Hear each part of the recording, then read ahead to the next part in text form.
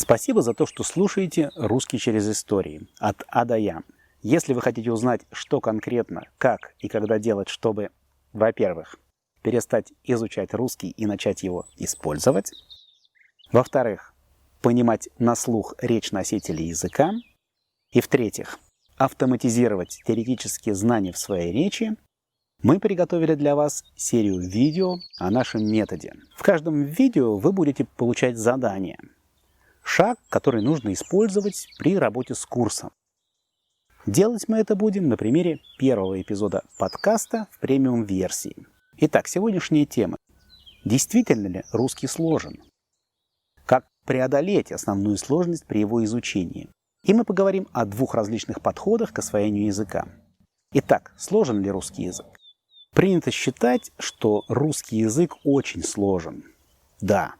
Но это верно в отношении любого языка, если смотреть на него через грамматику, правила и исключения. Вы когда-нибудь задумывались с этой точки зрения о родном языке?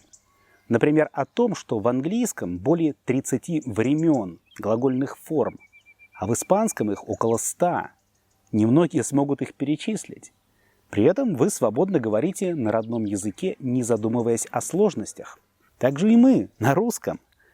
Я говорю, не думая о родах, падежах, окончаниях и аспектах. Я, скорее всего, не смогу пройти тест для родного языка даже на уровне B2, в отличие от английского. Я с 7 лет изучал его в школе, а затем в институте. Я прекрасно знал грамматику и имел словарный запас в несколько тысяч слов. Но через 15 лет изучения я не понимал язык на слух. Ни фильмы, ни радио, ни речь. Практически не мог говорить. Удивительно, но факт. Мы знаем грамматику изучаемого языка лучше, чем родного. При этом использовать язык мы не можем. Напрашивается очевидный вывод. Нельзя основывать освоение языка на изучении грамматики. Грамотность – это не знание правил. Это, как и словарный запас, неизбежный эффект реального освоения языка через его использование. Это не набор знаний, которые можно запомнить, как географию. Язык – это навык, а точнее набор навыков, которые развивают, тренируют. Подумайте, какие техники мы использовали в детстве. Мы слушали своих родителей, сверстников, окружения и понимали язык.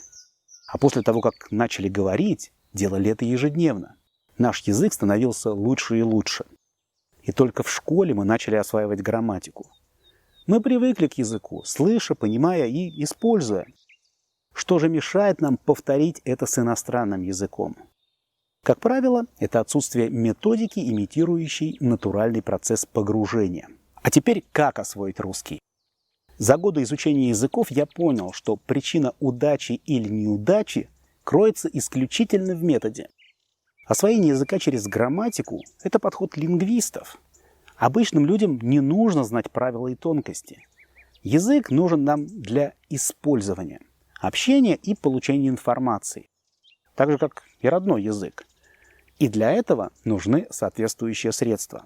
Изменение взгляда на освоение языков превратило этот процесс из пытки в любимое хобби. Начав изучать 7-й иностранный язык, французский, мне потребовалось около года, чтобы понимать его на слух, а затем пару месяцев на активацию. Я говорю на нем уверенно. Курс, что мы вам предлагаем, это не метод учителя, а метод ученика. И именно этот метод позволил мне освоить несколько иностранных языков при отсутствии времени, работа, дети и прочее, и с плохой памятью. Мы уже опробировали его на русскоязычных студентах, изучающих английский, испанский, немецкий и французский. Курсы прекрасно работают, и отзывы учеников удивительные. Нет причины, чтобы он не сработал с моим родным языком. А теперь практическое задание на сегодня. Во-первых, скачайте урок по ссылке внизу себе на телефон. Все должно быть под рукой в любую свободную минуту. Во-вторых, слушайте урок несколько раз. Постарайтесь понять как можно больше. С каждым повторением будет открываться все больше деталей. В-третьих, не нужно смотреть текст и перевод. Мы этим займемся в следующий раз. И в следующем видео мы поговорим о том, как понимать русский на слух и говорить на нем.